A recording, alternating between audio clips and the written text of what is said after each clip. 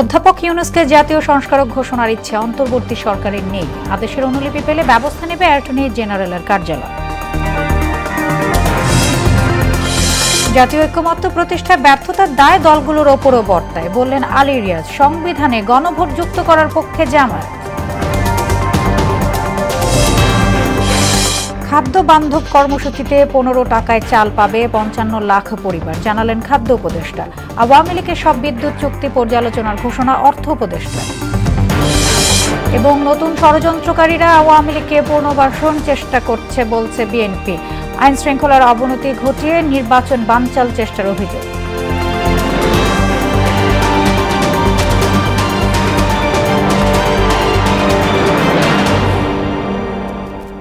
আসসালামু আলাইকুম, সবাইকে মোহনা সংবাদে স্বাগত। শুনছিলেন শিরোনাম, আর পুরোটা সংবাদ জুড়ে আছি আমি সোনিয়া ইসলাম। এবারে বিস্তারিত। প্রধান উপদেষ্টা অধ্যাপক ডক্টর মোহাম্মদ ইউনূসকে জাতীয় সংস্কারক ঘোষণা করার কোনো ইচ্ছে নেই বলে জানিয়েছে অন্তর্বর্তী সরকার। এক বিবৃতিতে বলা হয়েছে, সরকারের নজরে এসেছে একটি রিট আবেদনে হাইকোর্টের এক বেঞ্চ রুল জারি করেছেন, যেখানে জানতে চাওয়া হয়েছে অধ্যাপক মোহাম্মদ ইউনূসকে কেন জাতীয় সংস্কারক ঘোষণা করা হবে না। আদেশের অনুলিপি পাওয়ার পর সরকার এই রুলের জবাব দেবে জানিয়ে বিবৃতিতে বলা হয়, সরকার স্পষ্ট করে বলতে চায় যে অধ্যাপক ইউনূসকে এই ধরনের কোনো উপাধি দেওয়ার পরিকল্পনা নেই। রিট আবেদনকারী কিসের ভিত্তিতে এমন নির্দেশনা চেয়েছেন তা স্পষ্ট নয়। উল্লেখ করে অ্যাটর্নি জেনারেলের কার্যালয় বিষয়টি সমাধান করবে বলেও সরকারের পক্ষ থেকে জানানো হয়। রাজনৈতিক দলের সঙ্গে আলোচনায় প্রত্যাশা অনুযায়ী ঐক্যমত্য পৌঁছানো সম্ভব হয়নি বলে জানিয়েছে ঐক্যমত্য কমিশন সহসভাপতি আলী রিয়াজ। এ নিয়ে ব্যর্থতার দায় কেবল কমিশনের না, রাজনৈতিক দলের উপরও বর্তায় বলে মন্তব্য করেন তিনি। ফরেন সার্ভিস একাডেমিতে চতুর্দশ দিনের বৈঠকে এসব কথা বলেন আলী রিয়াজ। সভায় সংবিধানে গণভোট যুক্ত করার পক্ষে মত দিয়েছে জামায়াত ইসলামী। আরও জানাচ্ছেন মুদাসির আলী। রাজনৈতিক দলের সঙ্গে প্রায় 5 মাস ধরে ধারাবাহিক বৈঠক করছে জাতীয় ঐক্যমত্য কমিশন। দ্বিতীয় দফায় চতুর্দশ বৈঠকের সূচনা বক্তব্যে কিছুটা হতাশার কথাই বললেন কমিশন সহসভাপতি অধ্যাপক আলী রিয়াজ। জানান, আলোচনা এখনো কাঙ্ক্ষিত অগ্রগতি হয়নি। ব্যর্থতার দায় কেবল কমিশনের না, রাজনৈতিক দলকেও নিতে হবে। আমাদেরকে একটি জাতীয় সনদ তৈরি জায়গায় যেতে হবে, সকলে মিলে যেতে হবে, যতদূর সম্ভব সকলে মিলে যেতে হবে।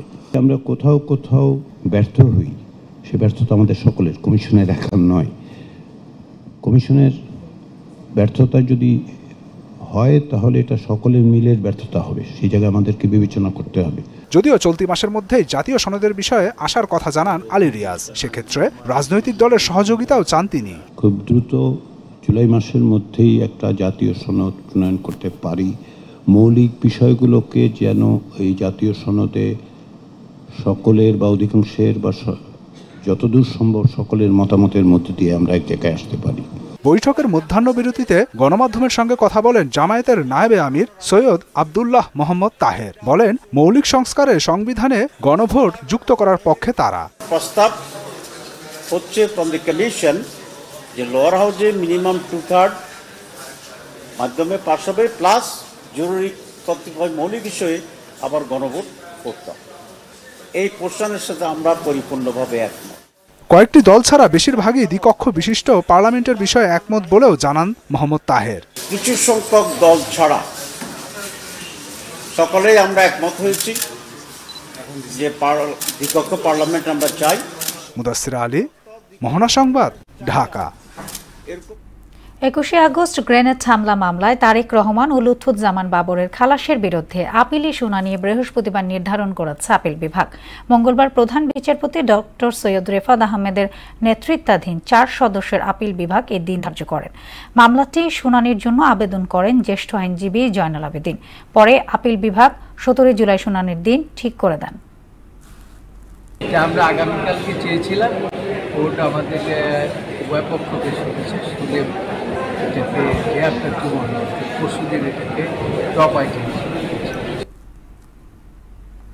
তত্ত্বাবধায়ক সরকার নিয়ে আদালতের রায় সন্তোষজনক হলেও এতে কিছু অসঙ্গতি থেকে গেছে, যার কারণে এটি পুরোপুরি গণতান্ত্রিক হয়ে উঠছে না বলে মনে করেন সুশাসনের জন্য নাগরিক। সুজন সম্পাদক ডক্টর বদিউল আলম মজুমদার দুপুরে রাজধানীর ফরেন সার্ভিস একাডেমিতে সংবাদ সম্মেলনে কথা বলেন তিনি। চলতি মাসে এ বিষয়ে আপিল করা হবে বলেও জানান তিনি। রিটের আবেদনকারী আইনজীবী ডক্টর শরীফ ভুইয়া জানান, ত্রয়োদশ সংশোধনী রিভিউ করে পঞ্চদশ সংশোধনী পুরোপুরি বাতিল করে এটি পূর্ণাঙ্গ হবে। রায়টার ব্যাপারে আমরা সন্তুষ্ট, তবুও আমরা আপিল করব। তত্ত্বাবধায়ক সরকার ব্যবস্থা আমাদের আপিল বিভাগ একটা রায়ের মাধ্যমে বাতিল করেছিল ত্রয়োদশ সংশোধনী মামলায়। ত্রয়োদশ সংশোধনী রায়ের ব্যাপারেও ডক্টর মজুমদার পিটিশনার হয়ে একটা রিভিউ দাখিল করেছেন, সেটা এখন আপিল বিভাগে বিচারাধীন আছে। তো ওই মামলার শুনানি শেষে যখন ওই মামলার রায় আমরা আশা করি যখন ডক্টর মজুমদারদের পক্ষে আসবে, তখন তত্ত্বাবধায়ক সরকার ব্যবস্থা পুরোপুরি ফিরে আসবে। ক্ষমতাচ্যুত আওয়ামী লীগ আমলের সব বিদ্যুৎ সংক্রান্ত চুক্তি পর্যালোচনা করা হবে বলে জানিয়েছেন অর্থ উপদেষ্টা ডক্টর সালাহউদ্দিন আহমেদ। আগামী 5 আগস্ট জুলাই স্মৃতি জাদুঘর উদ্বোধন করা হবে বলেও জানান তিনি। এদিকে খাদ্য বান্ধব কর্মসূচির আওতায় আগামী আগস্ট থেকে 55 লাখ পরিবারে 15 টাকা কেজি দরে 30 কেজি করে চাল দেয়া হবে বলে জানালেন খাদ্য উপদেষ্টা। সকালে সচিবালয়ে সরকারি ক্রয় সংক্রান্ত সভা শেষে এসব কথা বলেন তারা। শামীমুজ্জামান চৌধুরী রিপোর্ট। মন্ত্রিপরিষদ বিভাগের সভাকক্ষে অনুষ্ঠিত খাদ্য পরিকল্পনা পরিধারণ কমিটি ও সরকারি ক্রয় সংক্রান্ত উপদেষ্টা কমিটির সভা অনুষ্ঠিত হয়। সভা শেষে কথা বলেন সরকারের 2 উপদেষ্টা।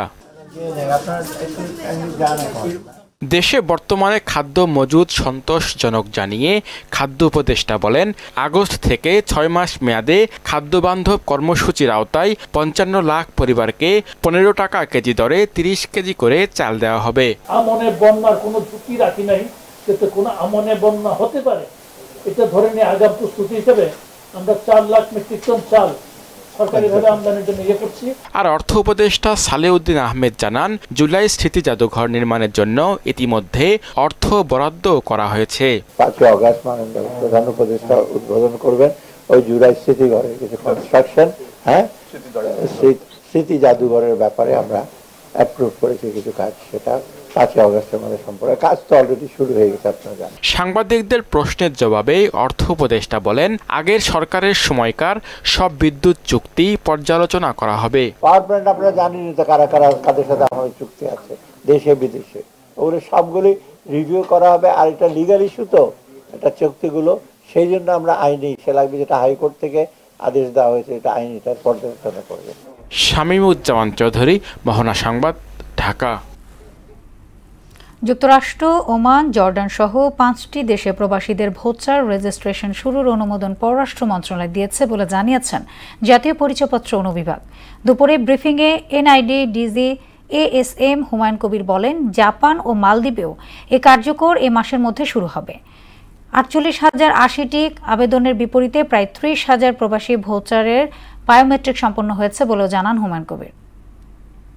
একটা ভালো খবর হচ্ছে যে আমরা যুক্তরাষ্ট্রের ওয়াশিংটন ডিসি সহ নিউ ইয়র্ক সহ সবগুলো জায়গায় আমাদের যেখানে অফিস আছে ওগুলোতে আমরা এইটা চালু করার সম্মতি পেয়ে গেছি। মিশন অফিসে বায়োমেট্রিক গ্রহণ করা হয়েছে 29,646 জনের।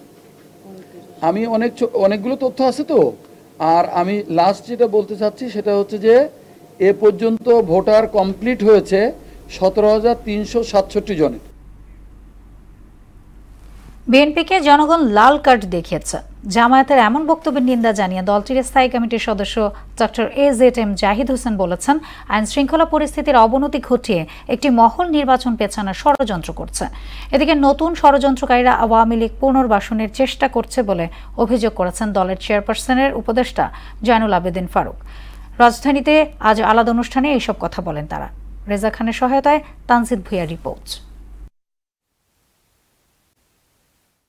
বিএনপির ভারপ্রাপ্ত চেয়ারম্যান সহ শীর্ষ নেতাদের নামে অশুভন বক্তব্যের প্রতিবাদে জাতীয় প্রেস ক্লাবে এক আলোচনার আয়োজন করে ঢাকাস্থ সেনবাগ ফোরাম। বাংলাদেশের জাতীয় রাজনীতি এতে প্রধান অতিথির বক্তব্যে বিএনপি চেয়ারপারসনের উপদেষ্টা জয়নুল আবেদিন ফারুক বলেন, যারা বিএনপির বিরুদ্ধে নানা অপপ্রচার চালাচ্ছে তারাই ফেসিবাদ পুনর্বাসনের চেষ্টা করছে। অগাস্টের মতো আরেকটু ঐক্য সৃষ্টি করে বাংলাদেশে একটি নির্বাচনের পথে এগিয়ে যাবে।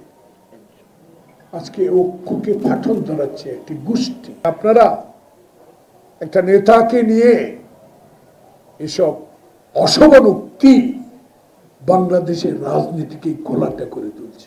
যদি আমাদের 16 বছরের আন্দোলন খোকন মুগ্ধের রক্তে অর্জিত যে সফলতা এবং একটি নির্বাচন ব্যাহত হয়, সকল দায়িত্ব আপনাদেরকে বহন করতে হবে। এর আগে ইঞ্জিনিয়ারিং ইনস্টিটিউশনে বিএনপির স্থায়ী কমিটির সদস্য ডাক্তার এজএনএম জাহিদ হোসেন বলেন, আইন শৃঙ্খলা পরিস্থিতির অবনতি ঘটিয়ে নির্বাচন পেছানোর ষড়যন্ত্র চলছে।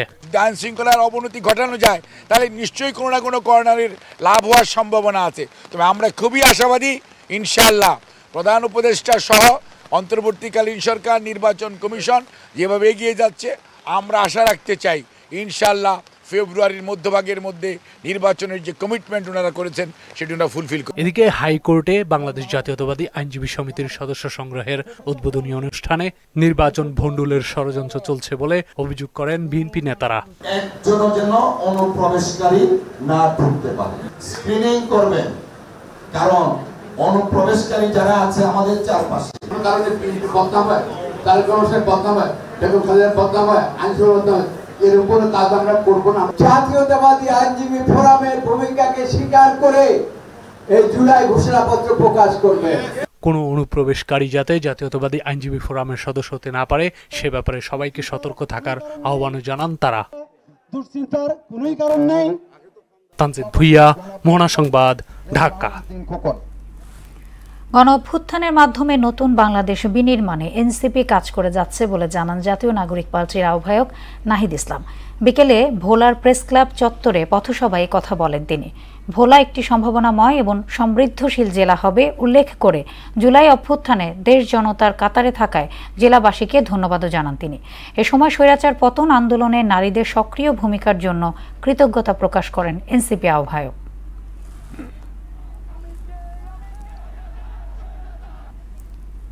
অভ্যুত্থানকে ধারণ করে নতুন বাংলাদেশ বিনির্মাণে, গণতান্ত্রিক বাংলাদেশ বিনির্মাণে, ইনসাফের বাংলাদেশ বিনির্মাণে, দায় ও দরদের বাংলাদেশের বিনির্মাণে শপথবদ্ধ হই। ভোলাবাসী কি শপথ নিচ্ছে? জুলাইয়ের নারীদেরকে আমরা সশস্ত্র সালাম জানাই।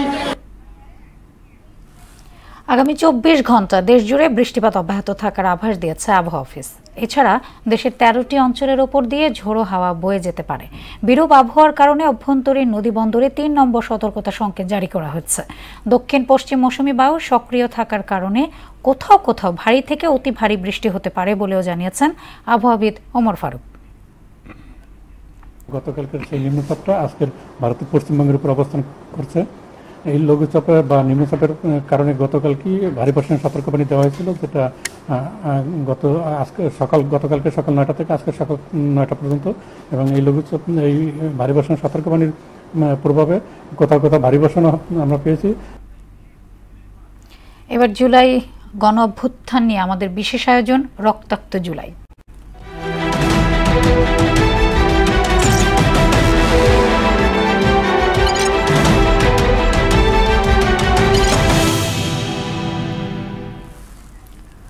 জনতা ঐক্যবদ্ধ না থাকলে গণ অভ্যুত্থানের ফসল চিহ্নিত গোষ্ঠীর ঘরে চলে যেতে পারে বলে মনে করছেন জুলাই আন্দোলনের অংশগ্রহণকারী শিক্ষকরা। আর আমজনতারা বলছেন, আন্দোলন পরবর্তী সময়ে অন্তর্বর্তী সরকার মানুষের প্রত্যাশা অনুযায়ী কাজ করতে পারছে না। ছাত্র জনতার বিজয় ধরে রাখতে সরকারকে দলমতের ঊর্ধ্বে উঠে কাজ করার আহ্বান জানিয়েছেন সবাই। উষা ফেরদৌসের প্রতিবেদন। 24 শিক্ষার্থী আন্দোলনে সমাজের সব শ্রেণী পেশার মানুষের অংশগ্রহণ ছিল। কেউ প্রত্যক্ষ, কেউ বা যুক্ত ছিলেন পরোক্ষভাবে। কোটা সংস্কার দিয়ে শুরু হওয়া আন্দোলন এক পর্যায়ে হাসিনা খেদাও আন্দোলনে রূপ নেয়। আন্দোলন দমাতে আইন শৃঙ্খলা রক্ষাকারী বাহিনী এবং আওয়ামী লীগ ও সহযোগী সংগঠনের নেতাকর্মীদের লেলিয়ে দেয়া হয়। কিন্তু জনরোষ এতটাই প্রবল ছিল যে গণ অভ্যুত্থানের মুখে তাসের ঘরের মতো হুড়মুড়িয়ে ভেঙে পড়ে শেখ হাসিনার বিশাল সাম্রাজ্য। এখন তো পাবলিক বুঝতে পারতেছে, এই যে দেখেন রাস্তাঘাটে মানুষের যে জিজ্ঞেস করেন যে কি হয়, আমরা ইলেকশন চাই না। আমরা যে দেখি টিভিতে পাবলিক কি বলে যে এই সরকার থাক, তাইলে এখন এই বেচারা বয়স্ক মানুষ এটা কেউই কোপারেশন করে না। যদি প্রশাসন থেকে প্রত্যেকটা স্তরে সরকারি যত অফিস আদালত আছে, প্রতিষ্ঠান আছে, সবাই যদি তার বিরোধিতা করে, তাহলে একটা সরকার বা সরকার প্রধান এটা চালায় নেওয়া খুব কঠিন। ডক্টর ইউনূস এখন সে তো সাজাচ্ছে সুন্দর করে, তাই না? কিন্তু সাজানোটা গোছানোটা তাকে যদি সময় না দেয়, হঠাৎ করে এটা মানে সম্ভব না, অসম্ভব। আন্দোলনে সর্বস্তরের মানুষের অংশগ্রহণ ছিল স্বতঃস্ফূর্ত। সেখানে যুক্ত হন শিক্ষক সমাজও। কেবল বুদ্ধি পরামর্শ নয়, রাজপথের আন্দোলনে সক্রিয়ভাবে লড়াই করেছেন অনেকেই। অনেক শিক্ষক আছেন, ওনারা কিন্তু একেবারে সামনের থেকে এই অন্যায়ের প্রতিবাদ করেছে এবং শিক্ষার্থীরা সেখান থেকে একটা উৎসাহ পেয়েছে। আন্দোলনের যখন একেবারে তুঙ্গে চলেছে, তখনও আপনারা দেখেছেন যে ভয়ভীতির ঊর্ধ্বে উঠে বেশ কিছু শিক্ষক কিন্তু মাঠে নেমেছেন এবং শিক্ষার্থীদের বিভিন্নভাবে সহযোগিতা করেছেন, উৎসাহ দিয়েছেন। জনগণ ঐক্যবদ্ধ ও সচেতন না হলে আন্দোলনের সুফল বেহাত হতে পারে বলে আশঙ্কা করছেন তিনি। কিছু কিছু গ্রুপ আছে, তারা তাদের স্বার্থে চাচ্ছে না এই ধরনের পরিবর্তন। আমরা যেন রাষ্ট্রের স্বার্থে, সমাজের স্বার্থে যেন চিন্তা করি, তাহলে এটা সম্ভব হবে। বাট রিস্ক কিন্তু আছে, বেহাত হওয়ার রিস্ক আছে। সেজন্যই সবসময় সজাগ থাকতে হবে এবং খুব অ্যাক্টিভলি সবসময় মাঠে থাকতে হবে। পুঁজিবাদী সমাজের প্রতিটি ক্ষেত্রেই বৈষম্য থাকবে, এটাই স্বাভাবিক। তারপরও জুলাই আন্দোলনের লক্ষ্য অর্জনে সবাইকে ঐক্যবদ্ধভাবে কাজ করার আহ্বান জানিয়েছেন অধ্যাপক মনিরুল ইসলাম। উষা ফেরদৌস, মোহনা সংবাদ, ঢাকা। ফেনীতে গত কয়েকদিনে বন্যার পানি নামতে শুরু করলেও বৃষ্টিতে আবারও নদীর পানি বৃদ্ধি পেয়েছে। এতে করে আগে ভেঙে যাওয়া বেড়িবাঁধ বা নদী তীর রক্ষা বাঁধের ভাঙনের স্থান দিয়ে নতুন করে লোকালয়ে পানি ঢুকতে শুরু করেছে। এই অবস্থায় বাঁধ সংলগ্ন গ্রামগুলোর মানুষ চরম আতঙ্কে রয়েছে। জেলার ফুলগাজী, পরশুরামপুর, ছাগলনাইয়া, দাগনভূঞা ও ফেনী সদর উপজেলার বিস্তীর্ণ নিম্নাঞ্চল ও নদী তীরবর্তী বন্যা দুর্গত এলাকায় কৃষি, মৎস্য ও প্রাণী সম্পদ খাতে ক্ষতি ছাড়িয়েছে কোটি টাকা। ক্ষতিগ্রস্ত মানুষদের মাঝে শুকনো খাবারের পাশাপাশি চাল বিতরণ করছে প্রশাসন। মিটফোর্ডে ব্যবসায়ী সোহাগ হত্যার ঘটনায় অন্যতম আসামি নান্নুকে গ্রেফতার করেছে র্যাব। সোমবার রাতে নারায়ণগঞ্জ বন্দর থেকে তাকে গ্রেফতার করা হয়। গেল বুধবার হাসপাতালের সামনে ব্যস্ত সড়কে প্রকাশ্যে নৃশংস হত্যাকাণ্ডের ঘটনা ঘটে। হত্যার আগে সোহাগকে ডেকে নিয়ে পিটিয়ে এবং ইট পাথর দিয়ে আঘাত করে মাথা ও শরীরের বিভিন্ন অংশ থেতলে দেওয়া হয়। ব্যবসার অংশীদার হিসেবে বিনিয়োগ করা ৬৩ লাখ টাকা আত্মসাৎ ও প্রাণনাশের হুমকির প্রতিবাদে সংবাদ সম্মেলন করেছেন প্রবাসী বিনিয়োগকারী জাহিদুল ইসলাম পারভেজ। এই ঘটনায় রাজধানীর পল্টন মডেল থানায় সাধারণ ডায়েরিও করেছেন তিনি। তার দাবি, রাজধানীর মঙ্গল গ্লোবাল সার্ভিসেস লিমিটেড এর স্বত্বাধিকারী সুলতান ইমাম মেহেদি প্রতারণা করে তার টাকা আত্মসাৎ করেছে এবং তার ফেরত চাওয়ার প্রাণনাশের হুমকি দিয়ে যাচ্ছেন। রাজধানীর সেগুনবাগিচায় ক্রাইম রিপোর্টার্স অ্যাসোসিয়েশন আয়োজিত সংবাদ সম্মেলনে সাধারণ ডায়েরি করার পর প্রতারকের হুমকি ধামকি আরও বেড়ে গেছে বলে অভিযোগ করেন তিনি। এবার আন্তর্জাতিক প্রসঙ্গ। যুদ্ধবন্ধে ইউক্রেনের সঙ্গে চুক্তি করতে রাশিয়াকে 50 দিনের আলটিমেটাম দিয়েছেন মার্কিন প্রেসিডেন্ট ট্রাম্প। অন্যথায় মস্কোকে প্রায় 100% শুল্ক আরোপের হুমকি দেন তিনি। এদিকে গাজার একাধিক খাদ্য সহায়তা কেন্দ্র সহ বিভিন্ন অঞ্চলে ইসরায়েলি বোমা হামলায় আরও 78 ফিলিস্তিনি নিহত হয়েছে। এ নিয়ে 58,300 ছাড়িয়েছে মোট প্রাণহানি। ইশতিয়াক হোসেনের ডেস্ক রিপোর্টে। একসময় রাশিয়ার সঙ্গে ঘনিষ্ঠ সম্পর্ক নিয়ে আলোচনায় ছিলেন মার্কিন প্রেসিডেন্ট ডোনাল্ড ট্রাম্প। তবে ইউক্রেন যুদ্ধ নিয়ে এখন তার অবস্থান যেন একেবারেই উল্টো। সম্প্রতি রাশিয়ার উপর বিরক্তি প্রকাশ করে জানান পুতিন তাকে হতাশ করেছেন। বলেন, আগামী 50 দিনের মধ্যে ইউক্রেনের সঙ্গে শান্তি চুক্তি না হলে রাশিয়ার উপর 100% সেকেন্ডারি ট্যারিফ বসানো হবে। শুধু তাই নয়, রাশিয়ার সঙ্গে বাণিজ্য চালিয়ে যাওয়া যে কোনো দেশকেই গুনতে হবে 100% ট্যারিফ। ভারত, চীন সহ যেসব দেশ এখনও রুশ জ্বালানি কিনছে তারাও এ শাস্তির আওতায় পড়বে। সোমবার হোয়াইট হাউসে ন্যাটোর মহাসচিব মার্ক রুটের সঙ্গে এক বৈঠকের পর এসব কথা বলেন মার্কিন প্রেসিডেন্ট। এরই মধ্যে ইউক্রেনকে প্যাট্রিয়ট এয়ার ডিফেন্স সিস্টেম সহ কোটি কোটি ডলারের সামরিক সরঞ্জাম পাঠানোর ঘোষণা দিয়েছেন প্রেসিডেন্ট ট্রাম্প, যার খরচ বহন করবে ন্যাটোর সদস্য দেশগুলো। এইদিকে গাজায় থেমে নেই ইসরায়েলি বর্বরতা। সবশেষ উপত্যকাটির খাদ্য সহায়তা কেন্দ্র সহ বিভিন্ন অঞ্চলে বোমা হামলা চালিয়ে আরও 78 ফিলিস্তিনিকে হত্যা করেছে নেতানিয়াহু সেনারা। গেল 2 মাসে ত্রাণ সহায়তা নিতে গিয়ে অন্তত 838 মানুষ নিহত হয়েছেন। আর 21 মাসেরও বেশি সময় ধরে চলা তাণ্ডবে 58,300 ছাড়িয়েছে মোট প্রাণহানি। ইশতিয়াক হোসেন, মোহনা সংবাদ। সুদানের আধা সামরিক বাহিনী আরএসএফ এর হামলায় প্রায় 300 বেসামরিক মানুষ নিহত হয়েছেন। শনিবার করদোফান রাজ্যের বারা শহরের আশেপাশের বেশ কয়েকটি গ্রামে অগ্নিকাণ্ড, লুটপাট সহ বিশেষ অভিযানের নামে সশস্ত্র বাহিনীটি এই হত্যাযজ্ঞ চালায়, যাদের মধ্যে গর্ভবতী নারী ও শিশুরাও ছিলেন। মঙ্গলবার আল জাজিরার এক প্রতিবেদনে এ তথ্য জানিয়েছে ইমার্জেন্সি লয়ার্স নামে একটি মানবাধিকার সংগঠন। 2023 সালের এপ্রিল থেকে সেনাবাহিনীর সঙ্গে শুরু হওয়া দেশটির গৃহযুদ্ধ এখন পর্যন্ত বিশ্বের সবচেয়ে বড় মানবিক সংকটে পরিণত হয়েছে। শেষ করব মোহনা সংবাদ, যাবার আগে শিরোনামগুলো আরও একবার।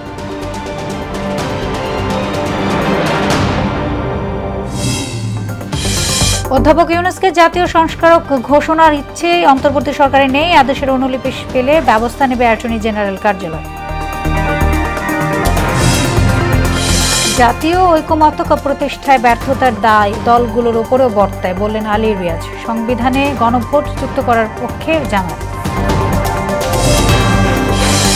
খাদ্যবান্ধব কর্মসূচিতে 15 টাকা চাল পাবে 55 লাখ পরিবার, জানালেন খাদ্য উপদেষ্টা। আওয়ামী লীগের সব বিদ্যুৎ চুক্তি পর্যালোচনার ঘোষণা অর্থ উপদেষ্টার।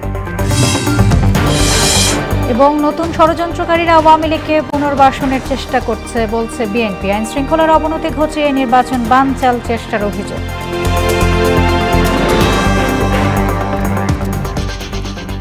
এই ছিল মোহনা সংবাদে। পরবর্তী সংবাদ রাত 9টায়। এর আগে সন্ধ্যা 7টায় দেখবেন সংবাদ এক নজরে। মোহনা সবশেষ খবর জানতে ভিজিট করুন www.mona.tv। সংবাদ দেখতে পারেন ফেসবুক, ইউটিউবে। এতক্ষণ সঙ্গে থাকার জন্য ধন্যবাদ সবাইকে।